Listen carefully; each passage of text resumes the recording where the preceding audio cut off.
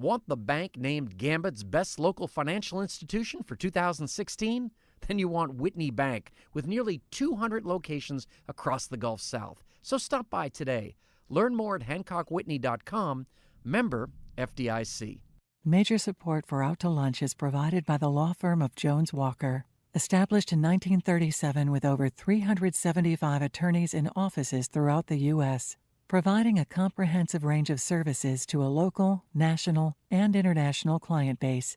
JonesWalker.com. And by Business First Bank, with locations throughout the state, including 11 offices in the Baton Rouge area, providing personal and commercial banking, treasury management, and wealth solution services to help clients succeed.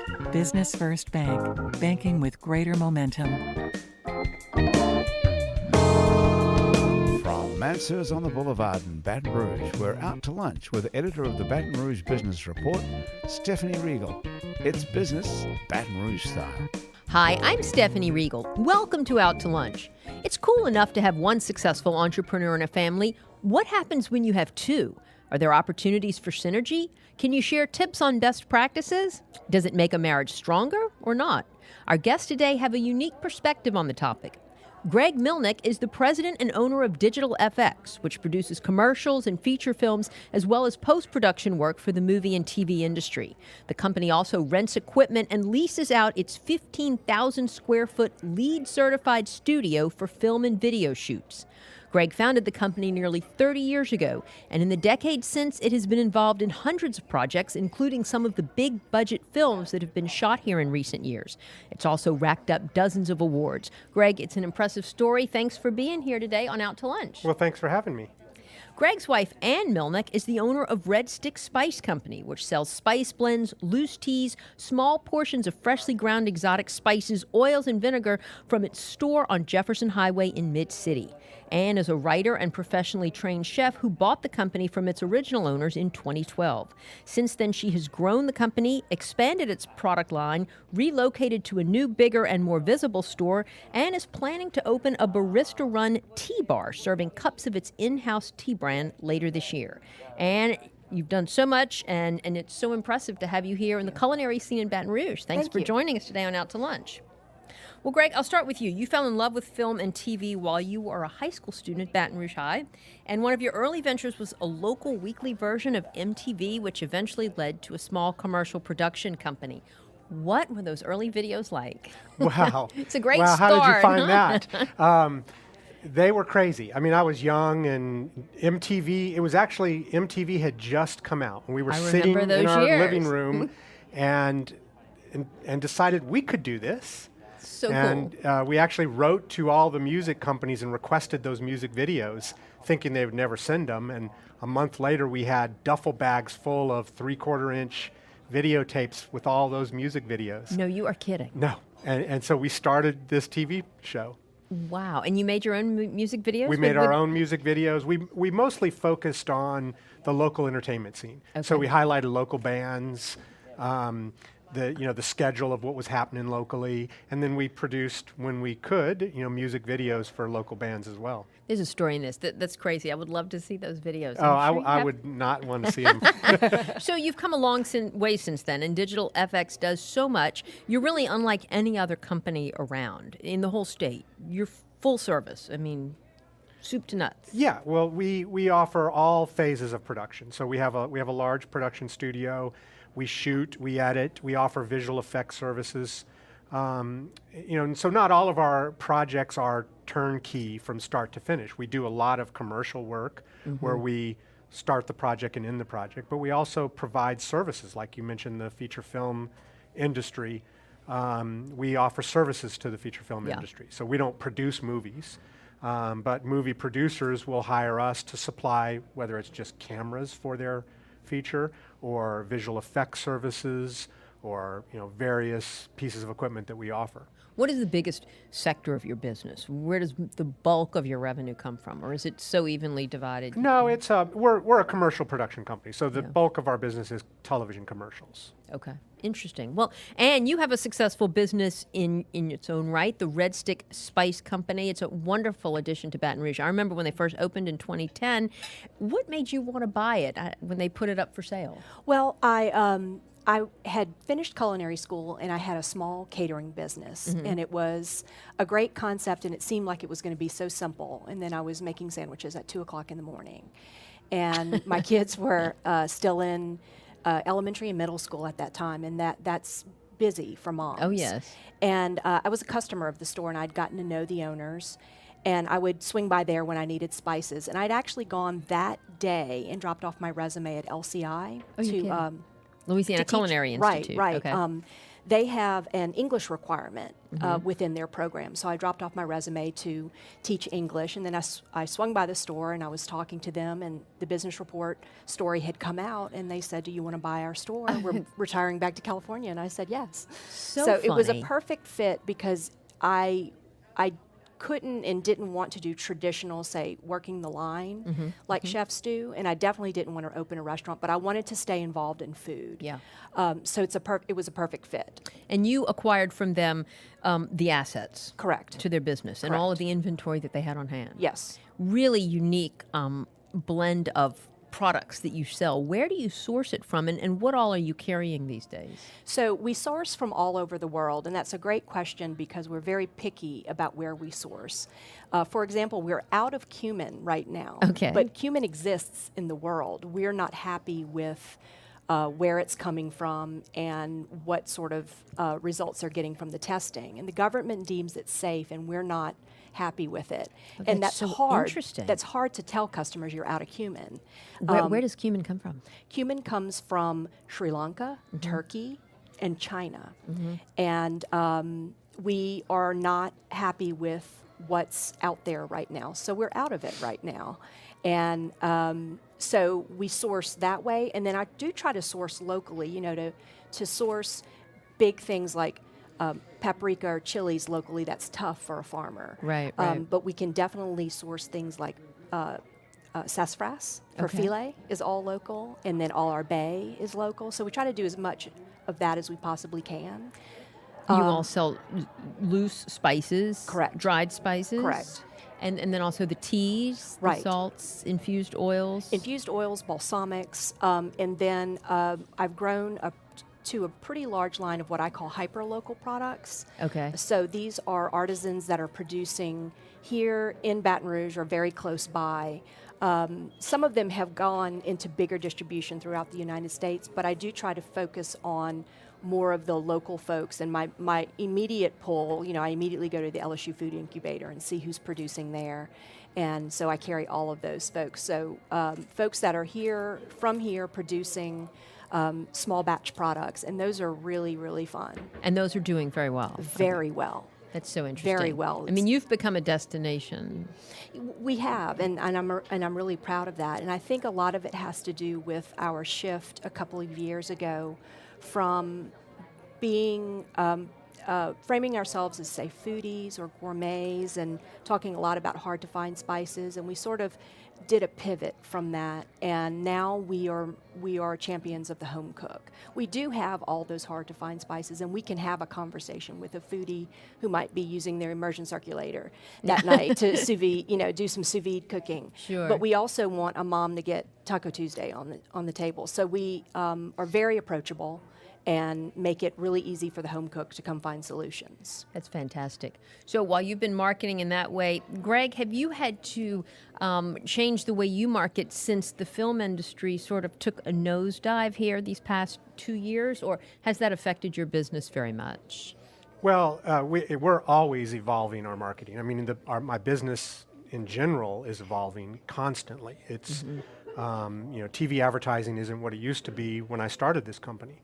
When I started the company, there was 3 networks primarily, and there was cable, but most of the advertising was done on the 3 big networks. Yeah. Now the 3 networks are secondary to all the other means of using video to advertise, whether it's just web-based, YouTube and so forth, social media, Instagram videos, and there's so much more now to my business, and it's constantly evolving. So we have to always stay one step ahead of what's happening.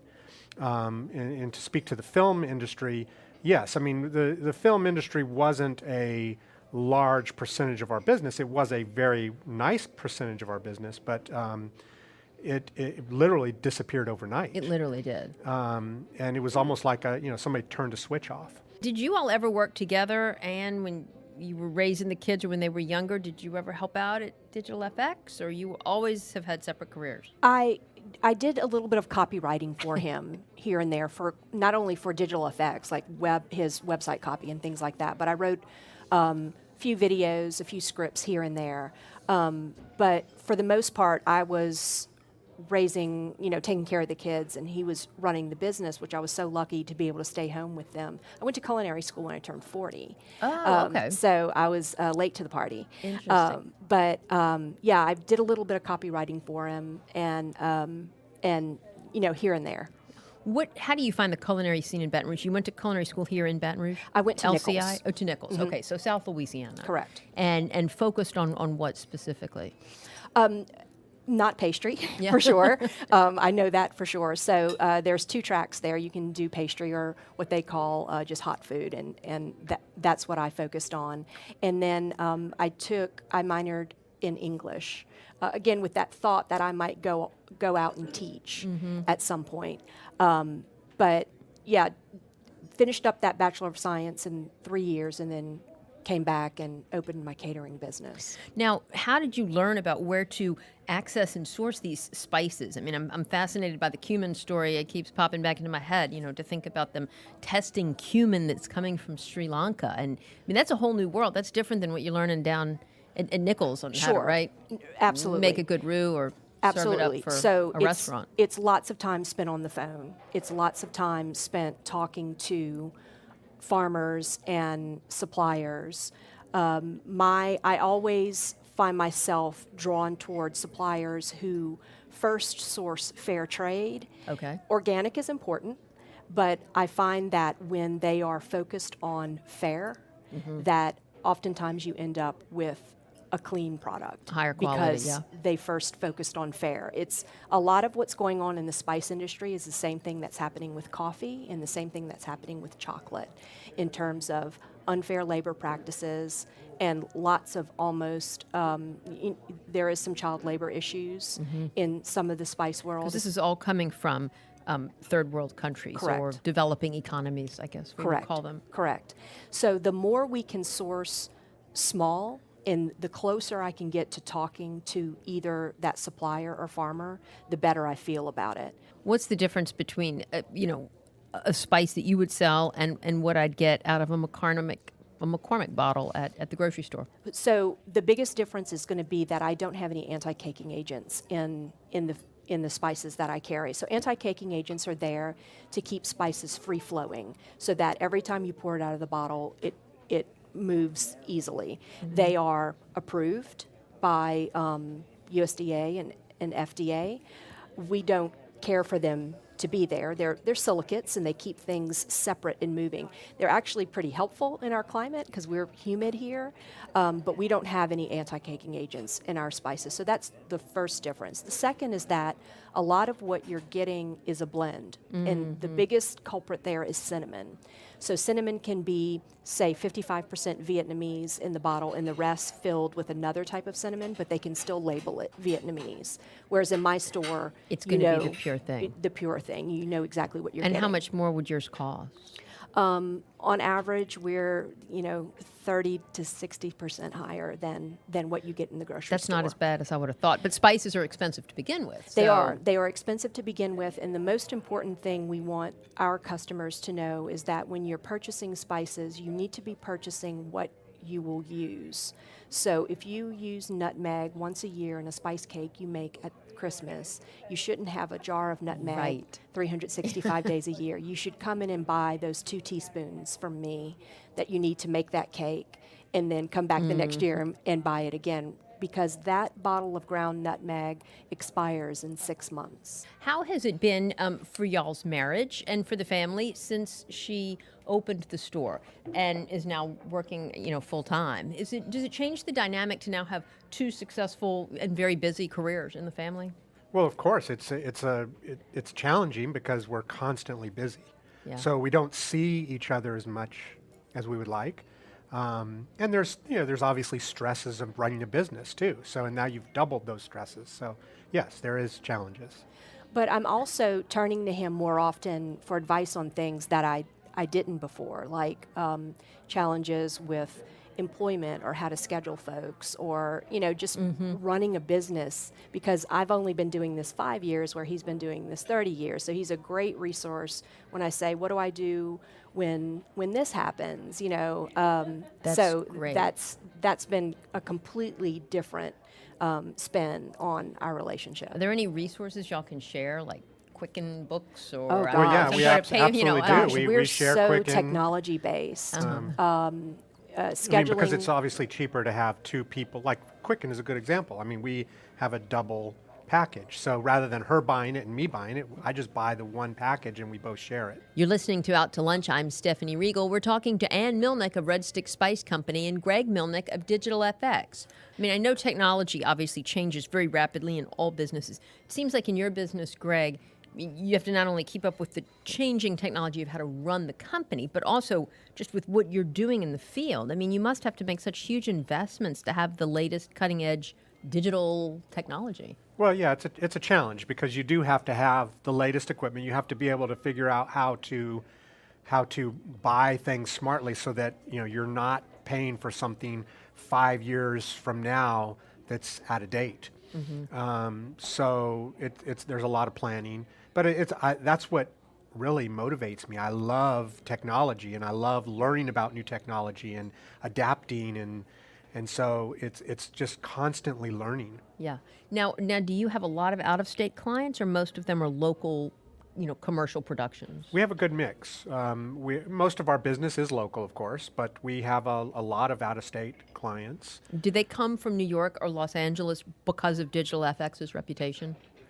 That's a good question. I'd like to say that. I think they come because we deliver a quality product within their budget, and they like our attitude. They like the fact that we do whatever it takes to get the job done. Yeah. I want to just shift gears for a real quick minute before we run out of time. I don't want to forget to ask you all, tell me how the Milnicks met. I was studying broadcast journalism. I wanted to work in the production industry. He had a production company, and our paths crossed. And At school, were Yeah. you at LSU? yeah, and he was teaching at a trade school, teaching production there, and paths crossed, and yeah. That's fantastic. Yeah. And y'all have how many children? 3, and then 2 grandchildren. Oh, well, congratulations. Thank That's you. wonderful. Greg, I mean, you have sort of everything that Los Angeles and New York have right here. But Baton Rouge doesn't get a whole lot of respect. I mean, I guess it's improving, but what I used to hear when the film industry was thriving here was that we didn't have any of the post-production facilities. They'd come here for the location to shoot, but we couldn't actually make the movies here or TV shows. Has that changed? Well, I think that was the simple way to explain it. I mean, really, the truth was they spent 2 months here making a movie. They were ready to go back to Los Angeles, and so there was a lot of variables that affected why post-production never thrived here. That was one of them. That they basically just wanted to get back home. The other was that they had relationships, so they worked with specific editors, and the tax credits weren't an incentive enough to keep them in Louisiana to do their post. So if you wanted to simplify it, I think that's the simple explanation of why post never thrived here. Now, we've done post on probably 20 or 30 films. Complete post-production, meaning we, from start to finish. But they're mostly lower budget films. You mentioned, we were talking about social media a little while ago, and you mentioned Instagram. I mean, do people or does Digital FX actually produce professional videos for Instagram, for instance? We do, you actually. Really? I mean, it's not a large percentage of our business, but we do it. I mean, there are times when you need something that's a little more elaborate than just taking your phone out, whether it's a simple animation or some time-lapse videos. Like I've done quite a few for Ann just little cooking recipes that are condensed to 30 seconds. And so Brilliant. coming up with creative ways to present that in a short period of time is what we excel at. So somebody like Ann's company would put a professional short on Instagram. Absolutely. And you would do it. What other kind of clients do you have that would do that? Retailers or Retail, hospitals, a lot of Healthcare. healthcare, nonprofits. Interesting. I mean, do you? I guess the social media platforms like that supplement what we have on traditional media. Do you see a time where it totally takes over the traditional TV commercial? I don't. I mean, there's always going to be a traditional TV commercial, even if it's on social media. One of the comments we used to hear all the time is, well, speaking to budgets, this commercial is only going to air on the web, so quality is not important. Right. Well, That was the old way of thinking. Yeah, and absolutely that's wrong. I mean, if you look at any of the national advertisers that are advertising on social media, they're still putting their best advertisements on social media. There's no reason to make it look cheap just because it's on social media and it's a smaller box. And I think that's the reason why most people assume that you don't need the quality because it's smaller. So what would be the budget on an Instagram video? Oh, I mean, it could range from $500 to several thousand to $100,000. I mean, Just literally. depends. Yeah, The it just the depends on sky's what you the want to do. limit. Yeah, interesting. How many employees do y'all have at Digital FX now? We have 9. Okay. And what about at your store, Ann? 11. Okay. So you have more actually at the store. Right. Retail is a lot of part-time folks, and so I have 11 right now, and then at the holidays it'll increase almost to 20 to get through the holiday rush. What do we need that we don't have here in Baton Rouge that would make it better or easier for Red Stick Spice Company to thrive, or Digital FX? Wow. Y'all have been here a long time, and so doing okay, obviously. But what would make it even better? I think for me, as long as this food scene keeps growing and changing the way it is, any improvement there is always seen in the store. When folks get inspired when they go to a pop-up or something like that, something that's unique, we'll see them in the store talking about it and wanting to duplicate those meals. I also would love to grow the cooking instruction aspect of my business. I have a little demo kitchen where we teach classes, and I would love to see that be something that more people were clamoring for. We definitely fill the classes and we have lots of interest, but I wish that were something that was a huge driver in Baton Rouge. Viking opened one. I remember. I Years was at the ago. food section of the Advocate, and I Yeah. used to write about that. And it didn't last, though. It didn't. And Viking Cooking School in Mississippi was one of the things that made me want to go to culinary school. Yeah, that's a huge draw. Yeah, and it always bothered me that that teaching space didn't work out, and I don't know what it would take for that to be a bigger draw, but I would love to see Baton Rouge become more of a destination for food, and then the more folks are interested in food in Baton Rouge, the more interest there is in what I do. What are your long-term plans for your company? Where do you see it in 5 years? For Where do you Digital see FX? Yes. Well, just to grow and to expand into new markets, into new media. New geographic markets or new sectors? Both. Both, absolutely. I mean, what I'm seeing is that location is less critical every year. Most of our, when I started the company, a typical edit session, which is when we come in and do the post-production work on a project, whether it's a commercial or a video or a feature film, was all supervised. The client would come in, sit in a room, we called them edit suites, and they were very comfortable rooms with large monitors, and they would sit there and they would work through the whole process. It would go on for days. Right. Yeah, and today that never happens. None of that is, there probably out of 100 projects, one, the client will come in. Wow. It's all done online. So there's really no reason. And will you be doing it in real time together, or you'll do it and send it to them and then they'll send it back? Both. I mean, the real-time technology is there, but it requires faster internet on both ends. Right. So we have it, but most of the time the client doesn't have it. But, and that's improving. But most of the time it's, we work on something, post it.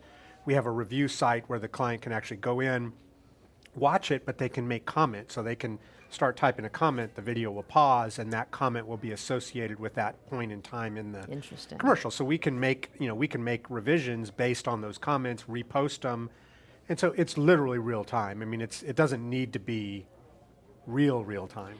I remember going to a set of a commercial a few years ago, and one of his employees was there, and she was at a cart at a computer, and I said, "What is she doing?"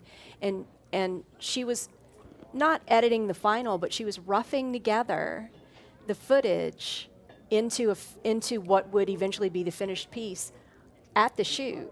Wow. And I remember like, what? Like, that was so fascinating to me that they had gotten to that point. It just where changed so much. less time, because I remember those edit sessions, and those were nights when he was not home. He couldn't come home. That was well into 1 o'clock in the morning.